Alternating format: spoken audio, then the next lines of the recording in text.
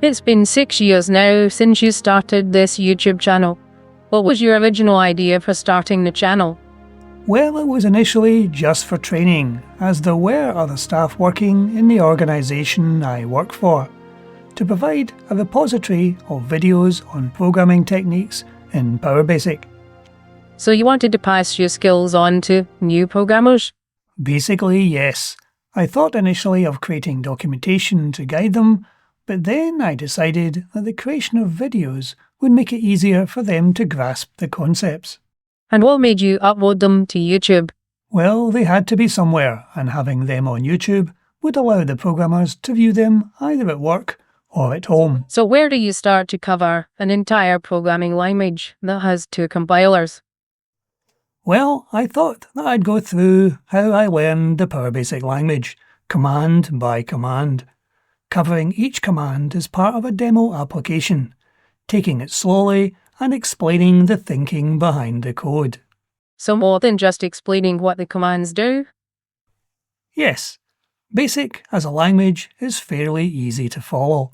After all, it was originally designed to teach beginners programming. Developers just have to follow a few simple guidelines, like they should do with any programming language. And what are these guidelines? Be kind to the programmer that follows you in support of the application. Put comments in the code explaining why you are doing something. Programmers can read the code, so they know what you're doing, but the reason for doing something is not always immediately clear, especially where the variables, functions, subroutines and classes are not sensibly named. So you advocate a strict naming convention for these? I like to advocate a consistent naming convention. Many software houses have their own coding guidelines.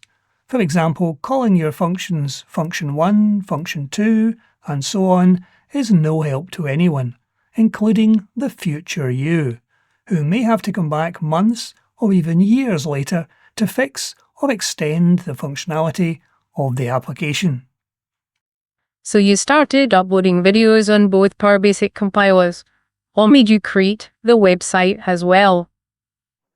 Well, while YouTube is great at storing and displaying videos, it wouldn't provide the searchable facility I wanted for videos on the PowerBasic language. I wanted an online index that users could search for a keyword, perhaps a command they wanted to use or understand. Storing metadata on each video would allow the ability to group videos together, and users would have a selection of videos to view. So now that your users could find videos they were interested in, what made you expand the channel to include podcasts? Well, there were topics I wanted to cover that weren't just about coding. You mean AI? AI was a part of it, but there were a wide range of topics on computing that didn't need code to explain them. So I expanded the channel to have both discussion on topics with video illustration, and I also discovered Google's Notebook LM, which, given enough source material, could provide 2 AI voices discussing your source material.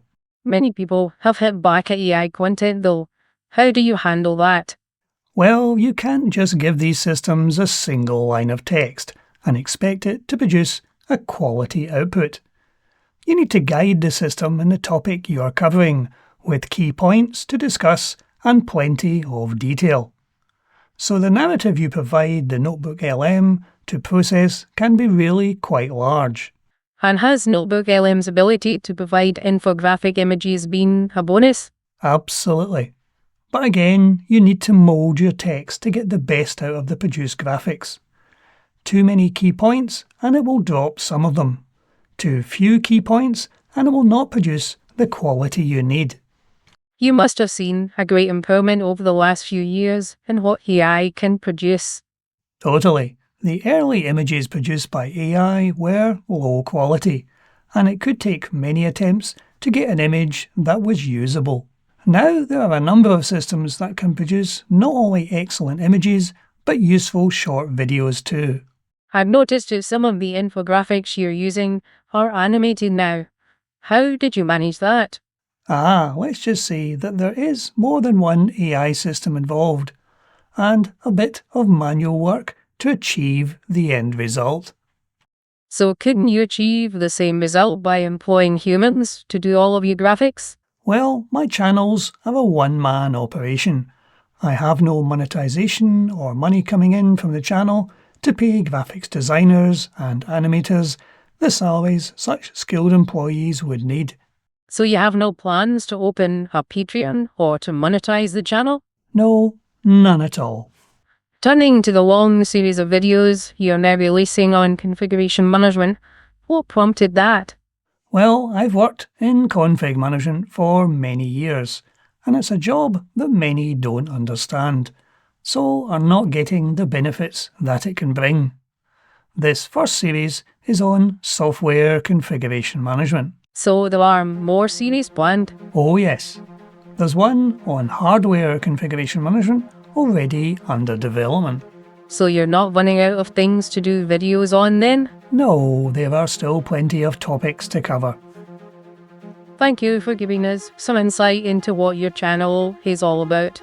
Happy to help. Thank you for listening to today's podcast. Please feel free to click on the link in the description below to discover more podcasts.